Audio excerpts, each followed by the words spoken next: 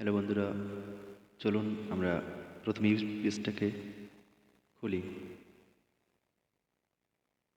তো ইউপিএসটা খোলা হয়ে গেলে আমরা পূর্বের যে ব্যাটারিটা ছিল ভিতরে, সে ব্যাটারিটা কিন্তু অলরেডি বের করে বাদ দিয়ে দিয়েছি, যেহেতু ব্যাটারিতে কোনো কাজ হয় না।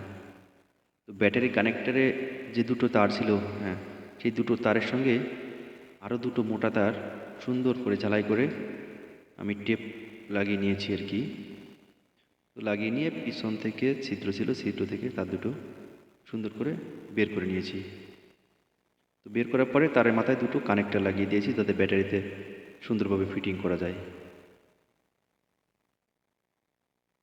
তো তারপরে সাবধানের সাথে ওই তারটা ভিতরে ঢুকিয়ে দিয়ে আমি আবার গুছিয়ে নেওয়ার চেষ্টা করেছি।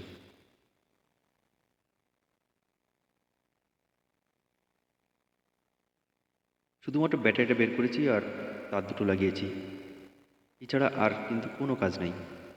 একদম ইজিলি আপনারা চেষ্টা করে অবশ্যই পারবেন।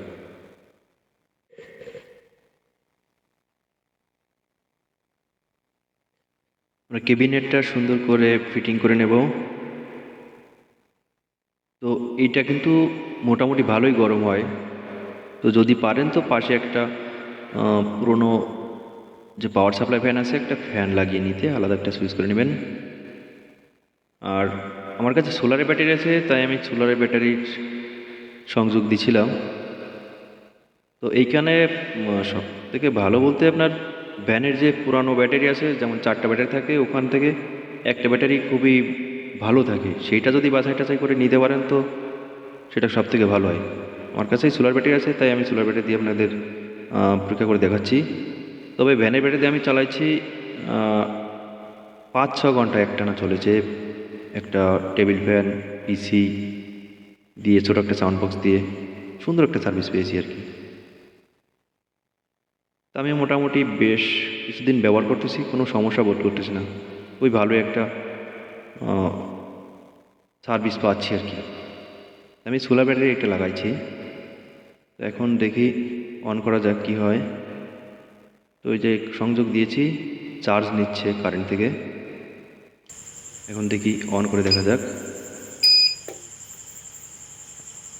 অন হয়েছে।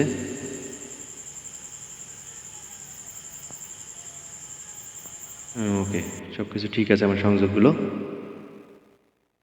তো আপনারা চাইলে এটা খুব ইজিলি তৈরি করতে পারেন। এর জন্য কোনো মিস্ত্রির প্রয়োজন হবে না, শুধুমাত্র তার দুটো ঝালাই করতে হবে আর তার মাথায় দুটো ক্লিপ লাগিয়ে নেবেন, ব্যাটারির সংযোগ, ব্যাস আপনার কাজ শেষ। তো বন্ধুরা, এই ছিল আর কি আমার এই স্বল্প খরচে ইউপিএস আর কি।